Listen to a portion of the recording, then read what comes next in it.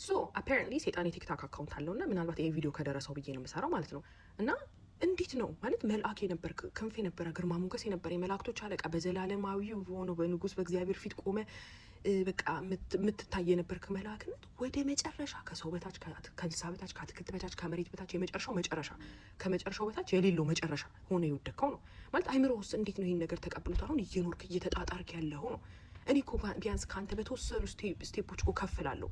እንዴት ነው ደግሞ አንተ መተመልሰ የሆነ ስራ አልተሳካልሽም እና ራስሽን አጥፊ ምናምን እያልክ የምትመክረኝ ነው? ይሄ እኮ የማያልፍለት ድሀ ሀብታም ይጋብዛለክ የራሷ አሮባት የሰው ታማስላለች ነገር። እኔ ነኝ እኮ ቢያንስ ልመክርህ የሚገባው እኔ ነኝ እኮ ከአንተ የተሻለ ቦታ ያለሁት ላበረታታህ የሚገባው። ግን እንዴት ነው ከኔ በታች ወደ ላይ የምትመክረኝ? ይሄ በቃ ወደ ላይ አንጋጦ ሸና የሚባለው ነገር የምታራምደው ነው። ማን ላይክ ምን ሆነ ነው? ሲኦል በጣም ደብሮሃል እንዴ? የሚያጫውት ምናምን ጀለሶች ምናምን ያሉ እንዴ? በቃ ይሄን ያህል ከመረረ ይቅርታ ጠይቀህ ለምን አትመለስም?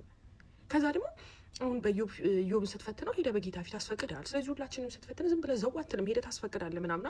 አንተ በክፉ ልቡ ተነሳስተህ እስኪ ሰው ይላደናቅፎ ምናምን ብለህ ክፉ ልብህን ይዘህ ሄደ እግዚአብሔር ፊት ቆመ ስታስፈቅድ እግዚአብሔር ይሁን ብሎሽ እየፈቀደልህ እኔ እንዴት ነው የተሰቀለልኝ የሚወደኝ ልጁ እኔ ስለምነው ለምን እንደው የማይሰማኝ የሚመስልህ? እኔ እኮ ድፍረት ነው የሚገርመኝ አይሰማሽ ምናምን ስትለኝ ማን ለማን